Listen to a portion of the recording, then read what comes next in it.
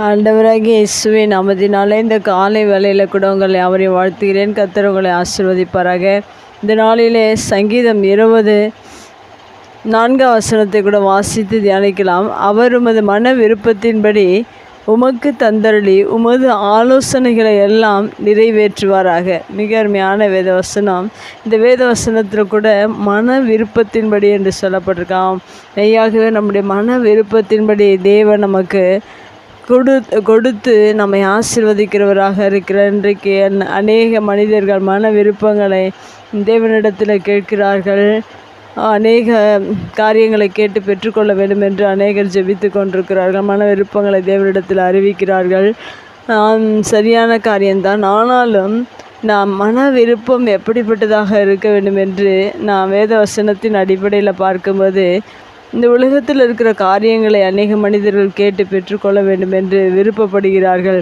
ஆனால் தேவனுடைய வார்த்தை என்ன சொல்கிறது என்றால், முதலாவதாக தேவனுடைய ராஜ்யத்தையும் அவருடைய நீதியும் தேடுங்கள், அப்பொழுது இவைகள் எல்லாம் உங்களுக்கு கூட கொடுக்கப்படும் என்று சொல்லப்பட்டிருக்கிறது. மன விருப்பம் என்பது இன்றைக்கு அநேகர் உலகத்தின் ஆசீர்வாதங்கள், உலகத்தின் நன்மைகள், அநேக காரியங்களை கேட்டு தேவனிடத்தில் பெற்றுக்கொள்ள வேண்டும் என்று விரும்பி அதற்காக ஜெபிக்கிறார்கள். ஆனால் தேவனுடைய நோக்கம், நம்முடைய மன விருப்பம் என்னவாக இருக்க வேண்டும்?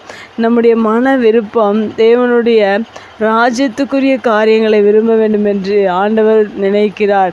அதை நாம் புரிந்து கொண்டு ஒவ்வொரு நாளிலும் முதலாவதாக தேவனுடைய ராஜ்யத்தையும் நீதியும் நீங்கள் தேடுகிறவர்களாக இருப்பீர்கள் என்றால் உங்கள் மன விருப்பத்தை தேவன் உங்களுக்கு தந்தருளுகிறவராக இருக்கிறார். உங்களுடைய ஆலோசனைகள் எல்லாம் தேவன் நிறைவேற்றுகிறவராக இருக்கிறார். நாம் ஒவ்வொரு நாளிலும் இந்த உலகத்தின் ஆசீர்வாதங்களுக்காக பணம், பொருள், அநேக காரியங்கள், வேலைகள், நன்மைகள், அநேக காரியங்களை தேடி அதற்காக அநேக நேரங்களில் விண்ணப்பங்களை வைத்து நாம் செபித்து கொண்டிருக்கிறோம். எல்லாம் தேவன் கூட கொடுக்கிறேன் என்று வேதவசனத்தின் மூலம் நமக்கு கற்றுக் கொடுத்திருக்கிறார்.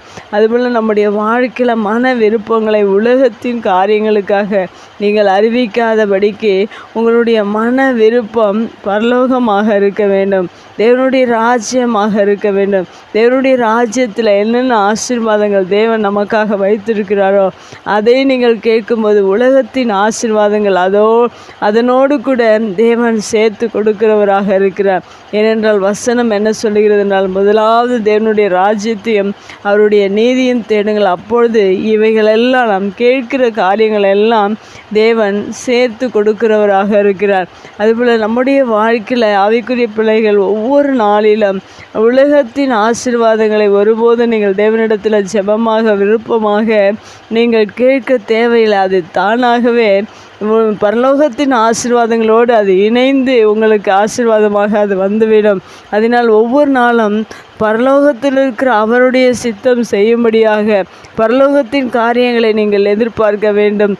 தேவன் எப்படியெல்லாம் நாம் இந்த பூமியில் வாழ வேண்டும் என்று விரும்புகிறாரோ அதன்படி நாம் வாழ்வதற்கு கற்றுக்கொள்ள வேண்டும்.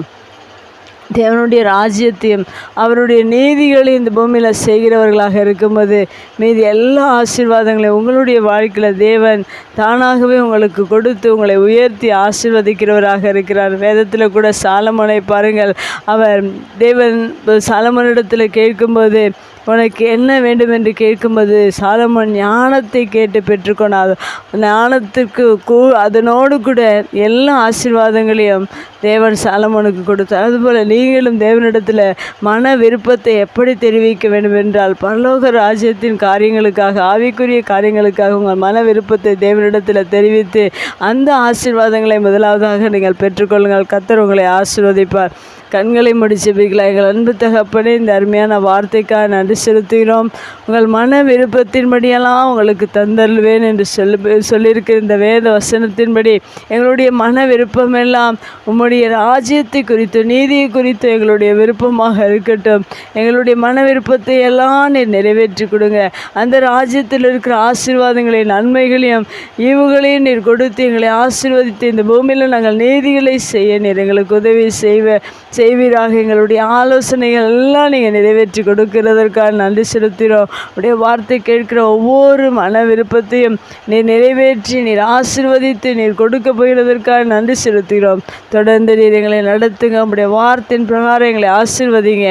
இயேசுவின் நாமத்தில் ஜெபங்கள் நல்ல பிதாவே, ஆமேன்.